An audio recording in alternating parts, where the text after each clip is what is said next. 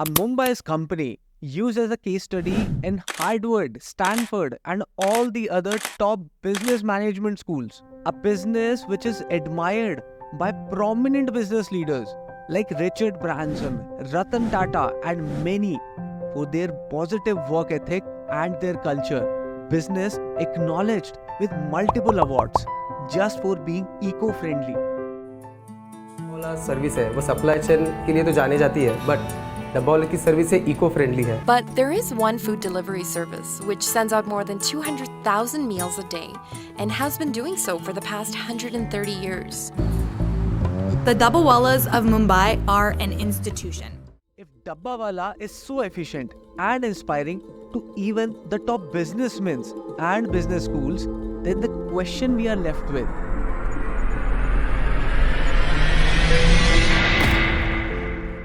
so, in the next few minutes, you'll learn how Dabbawala was born, the iconic strategy which made them operate flawlessly, why their strategy and business model could not be replicated anywhere else in the world, and most importantly, above all else, the business lessons from this iconic company. It all started in 1890s when Mumbai was becoming the Sapno ki Nagari, and this was a time when many immigrants moved from rural areas to Mumbai to start their dream life. But there was a problem, and it was the huge shortage of food delivery system, and fast food was not yet popular. There were no momos or spring rolls wala. So people had to bring their food along with them wherever they go. But there's an old saying, everything happens for a good reason. And so does it happen when a Parsi banker couldn't bring his own tiffin with him, but he wanted a homemade food for his lunch. So he asked the OG, Mr. Havadiyo Mahaji Bache, to bring it from his home and deliver it to him at work every single day. And this is how Dabbawala's vision was born in Mr. Bache's mind. But the challenge was, with no cars, no bikes, no digital compass like GPS or perhaps even a cell phone, even without all that, Mr. Bache defied all the odds and made a blue ocean business model which couldn't be replicated till this day. Over the past 130 years, the Dabbawalas in Mumbai have grown to a team of 5,000 individuals who collect 2 lakh dabbas from their customers' homes early morning, and they deliver it to their offices before lunchtime strike. And you know what surprised me? Well, it was that most of them in Dabbawalas don't even know how to write or even how to read, and only rely on wooden carts, bicycles and Mumbai train to ensure timely delivery. But still, studies by Harvard Business School rated them 6 Sigma performance rating, which, mind you guys, is an honor very few businesses had even till now. And just to give you a brief, this 6 Sigma rating means 99.999% of deliveries are made without any error. And this number is really impressive. Why? Because every now and then, even my online food delivery guy with more than required information and with all the world's technology fail to reach most of our addresses. And now you might be wondering how a group of mostly uneducated individuals could perform so well in an easy to go and less populated city like Mumbai.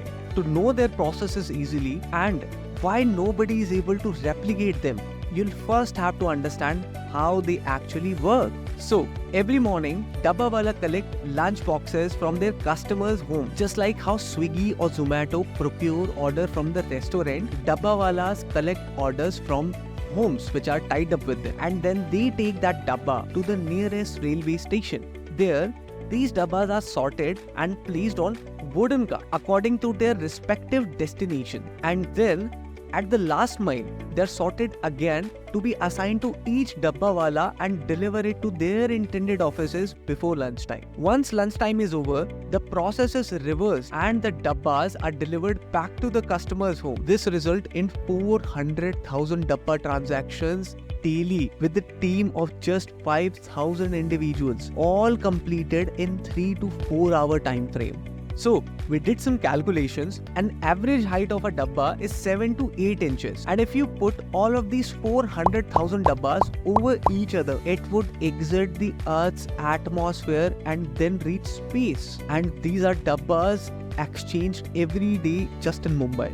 Now the question is, with such a technological world, how do they coordinate? Well, it is the war against time. Their motto is on-time delivery. They even have a world record in time management registered in the Guinness Book, and this is all possible because of their grouping technique. Let me explain. So in Dabbawala there are 200 groups and 25 members are present in each one group, and they have one person in charge of those 25 members, and that one person is called Muqaddam. He does the same job as delivering dabbas like everyone else, but at the same time manages the team in case of any challenges. And I think a lot of businesses can benefit with such coordination approach. And to create minimal trouble for their team, the Dabbawalas implemented a coding system. Each lunchbox is labeled with a color, number and letters to indicate its pickup and delivery location. The coding system includes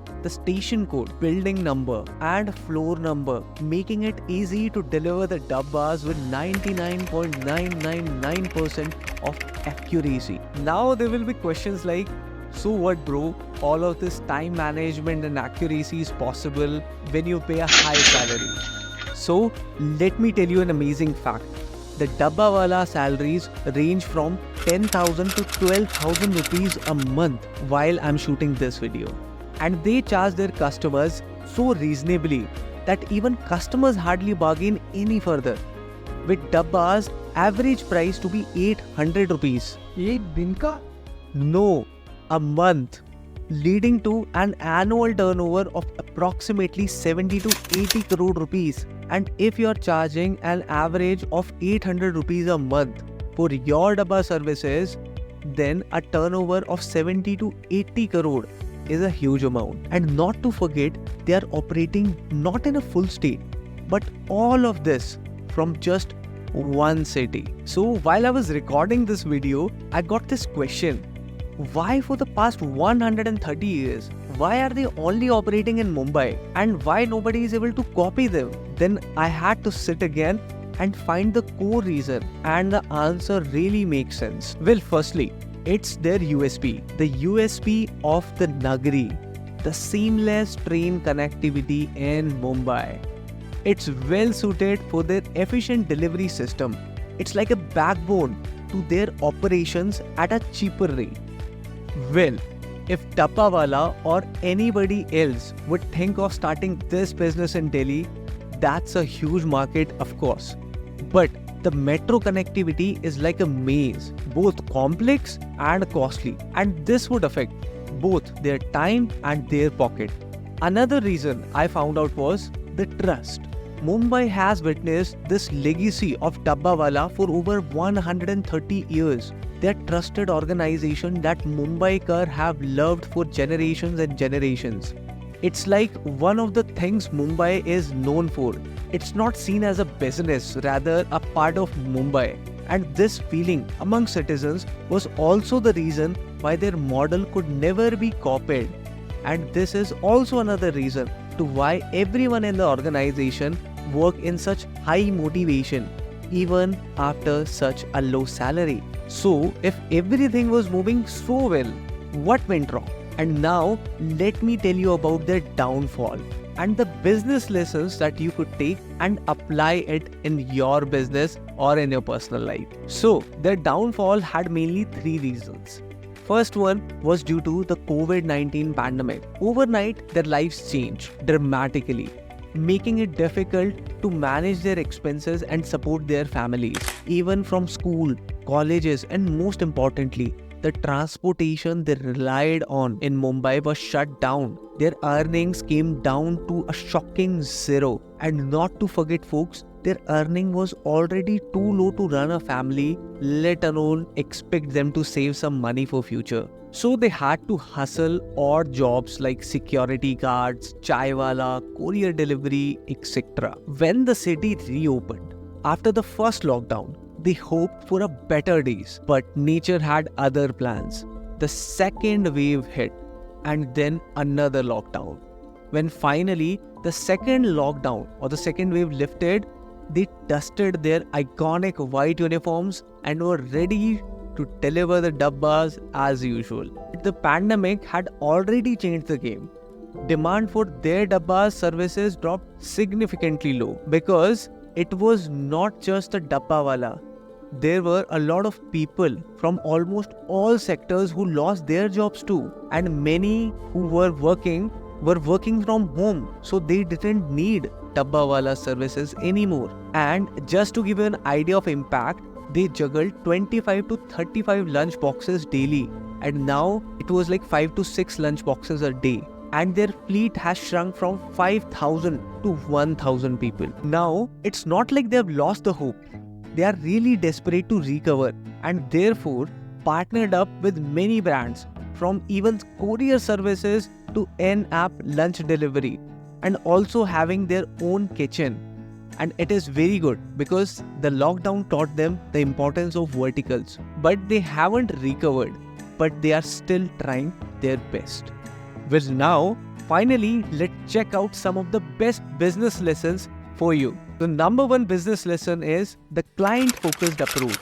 For dabbawalas, their customer is like their god. They're committed to serving the Mumbaikars as they believe, and they are taught that feeding someone hungry on time is the highest and one of the best achievements that they could get. And this gives them a sense of purpose and value. The second is the team structure. The company operates with a flat organizational structure, meaning there are no mid or top level executives. Instead, everyone is considered a stakeholder. This approach promotes motivation, creativity, and a sense of ownership over one's responsibilities. The third one is wisely recruiting each person.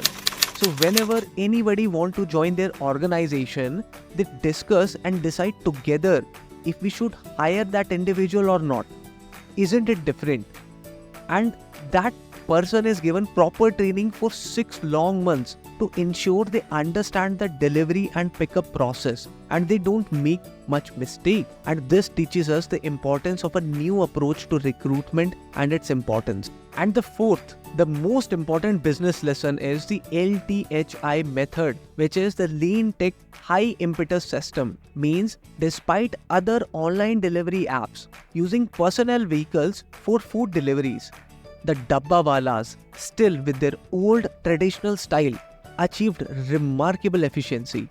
This emphasizes the importance of practical and cost-effective solutions rather than relying solely on advanced technologies. While advanced technologies can be useful, it is essential to prioritize cost-effective solutions first, so it minimizes the risk of company falling and making the business model actually profitable. At least this is what I even got to learn. And if you want to support us towards our mission to spread entrepreneurial education and these exciting case studies through different media, please make sure to subscribe and hit the like button. See you in the subsequent one. Bye.